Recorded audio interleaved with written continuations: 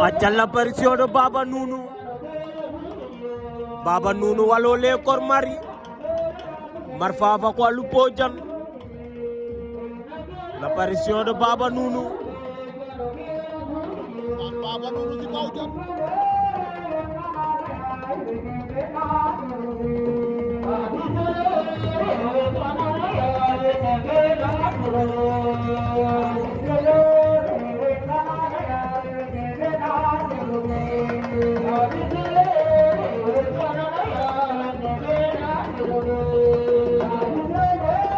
Baba Nounou da kel nagal.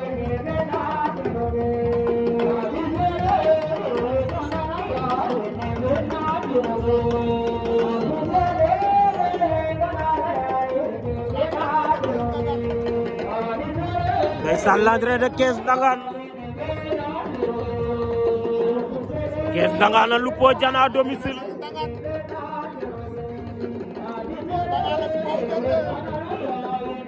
L'apparition de Kees Ndangaan ndeysaan